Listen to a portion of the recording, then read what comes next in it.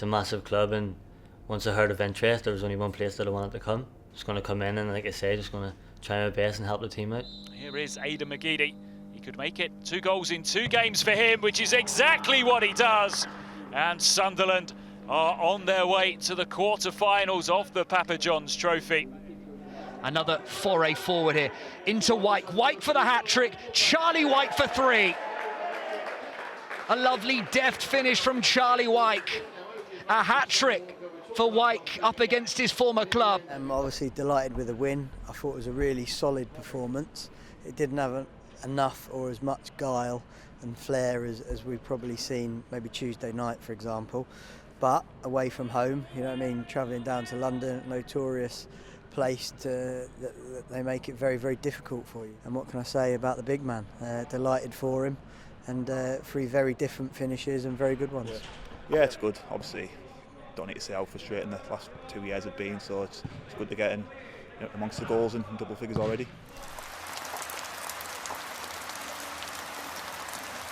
The disappointment's huge. Obviously the dressing room was really down, but you know, it's me alongside other senior players' job to lift everyone and get ready for Saturday.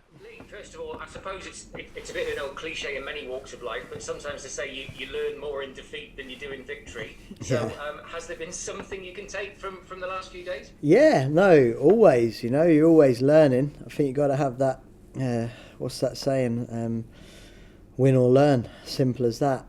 And we just constantly review and evolve. We talked about, I was quite critical of a couple of bits I saw and really put down to attitude errors, and that's where the culture becomes really important, and that's the bit I'll defend and live or die by in my tenure here. After a disappointing night on Tuesday, Lee Johnson and his players will be itching to get back out there and back to winning ways. Today's opponent, Shrewsbury Town, will provide a stern test of character, having won 4 of their last 5 games. Going out on the left to McFadden.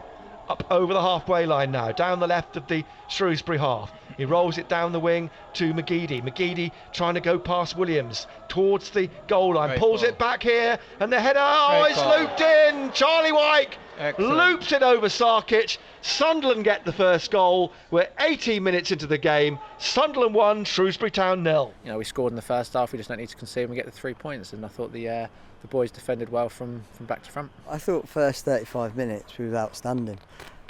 That's the way we want to play for 96 minutes. Had a lot of chances, shutting down was good, we were forcing them into a lot of errors, a lot of switches of plays, fire in the belly, ice in the head is what I like to call it. But I'm happy with the win, I really are. I knew that was a difficult game today. The road to Wembley is narrowing significantly in the Papa John's Trophy. Just 8 teams remain as the competition reaches the quarter-final stage. It'll be taken by Ledbetter. It's headed away at the near post. It comes back for a second opportunity to get the cross in, this time into the 6-yard box, and this time in by Charlie Wyke. Well, another substitute on the score sheet, and a predictable one too. Charlie Wyke with his 16th goal of the season, and Sunderland are out of sight. Once the uncertainty of the January window has been and gone, I think you now settle into, okay, this is the squad. Do you know what I mean? Players jostle for position, yes, but generally they know we've got a lot of games left, and I think they respect that everybody is going to have to play their part in making this a successful season for us. And it's now Sunderland 3, Doncaster 1, but McGeady crossing here now, looking for he's in there, again. And it's gone in again off Cameron John. Charlie Wyke's header, he'll claim it. It was heading goalwards over Bolcombe, and Charlie Wyke will claim a 4th. To save one, Lokila comes forwards, and he's saved another.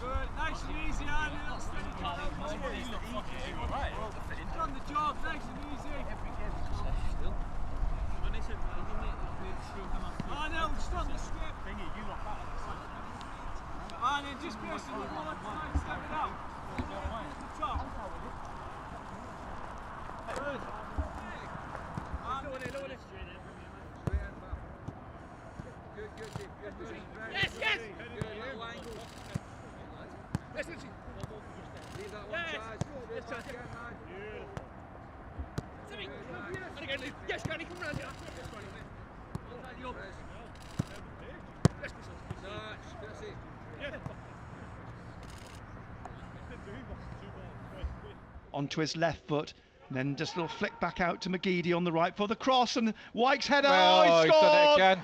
Wyke, it nestled in the bottom left corner, and Charlie Wyke just nodded that beyond the outstretched hands of Palmer. It's a penalty shootout. Grant Cooley walks to the back of the penalty area, and from the back now just pauses a moment, and now comes forwards Leadbitter, and with his right foot just rolls it home. Grant Leadbitter sends Sunderland on their way to Wembley.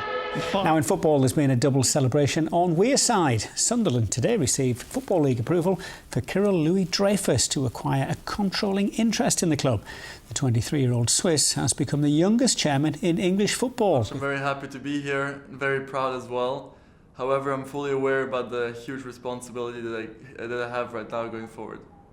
You've grown up around football. Can you tell us a little bit about your experience within the game? Yeah, to be honest, I've obviously grown up as the son of a football club owner, so I've always been close to the sport, had a lot of great memories, and basically it's my passion that I really truly have.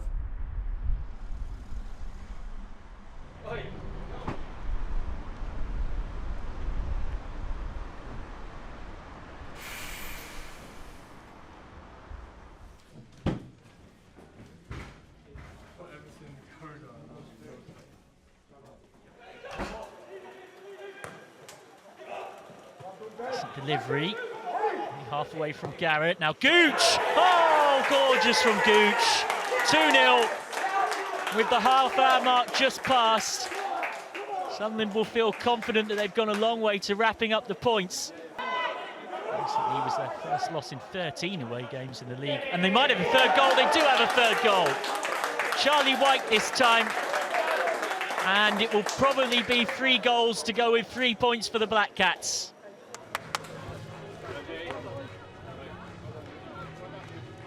McGeady, and McGeady now trying to float one across towards Wyke. Oh, and in it goes! And O'Brien this time on the end of that to head past Cairns into the bottom right corner, and Sunderland do make the breakthrough.